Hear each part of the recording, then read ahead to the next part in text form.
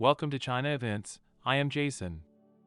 A few days after President Joe Biden described Chinese President Xi Jinping as a dictator, Secretary of State Anthony Blinken said Sunday he agreed with that assessment.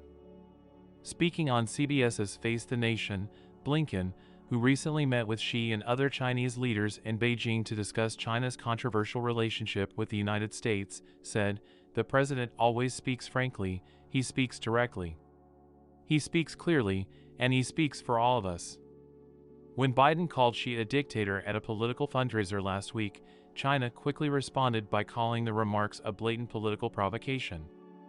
China expresses its strong dissatisfaction and opposition to this, Chinese Foreign Ministry spokesman Mao Ning said at a regular news conference last week. The U.S. side's remarks are extremely absurd and irresponsible. Previously, Blinken's visit to China drew widespread world attention and was a new step in the right direction for U.S.-China relations. However, after his return, Blinken turned his back on China, recently calling for doing what China does not like and saying what China does not like. Not only that, the U.S. has also repeatedly struck out at China, which has made China feel quite unhappy, and has repeatedly made serious representations to the U.S. to restrain its behavior, otherwise it will only make the Sino-U.S. relationship appear new difficulties, so that the U.S. can't get any benefit. However, at this sensitive period, the U.S. media began to release news to China again. According to U.S. media reports, U.S. Treasury Secretary Yellen plans to visit China in early July. In an interview, U.S. Treasury Secretary Yellen acknowledged the differences between the U.S. and China and said she hopes to visit China to re-establish ties with Beijing. "I hope to travel to China to re-establish ties. We need to have a discussion about our differences so that there are no misunderstandings and we don't misunderstand each other's intentions." She also asserted that the United States is and will continue to act to protect national security interests, even if there are some economic costs to us, the report said.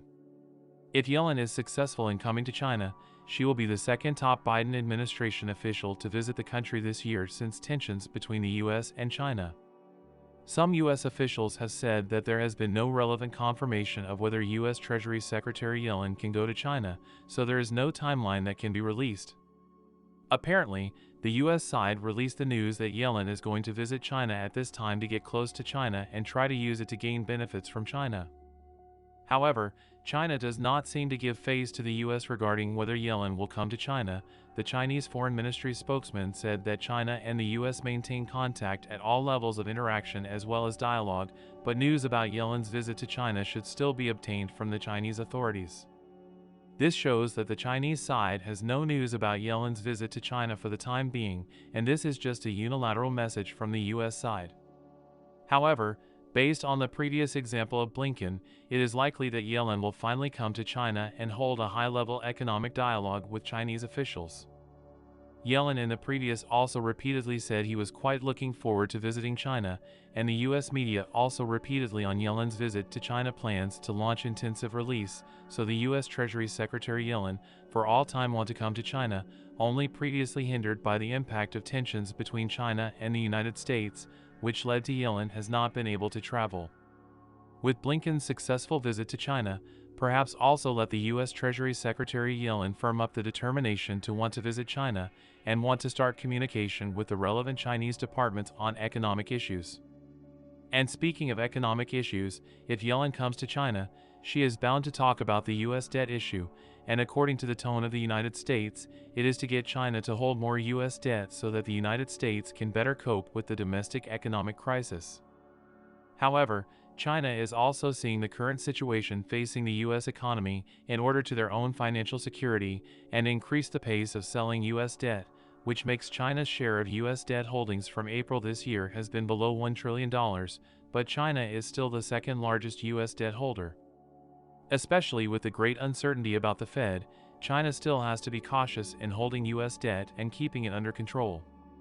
Of course, if Yellen talks to China this time about issues related to U.S. debt, China should still be on guard and not continue to increase its holdings of U.S. debt. After all, now the U.S. economic situation is not optimistic, there are also greater economic risks. China must remain cautious.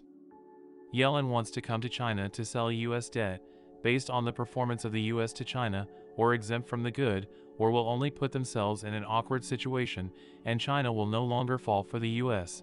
How the relationship between China and the United States to develop depends entirely on the attitude of the United States to China.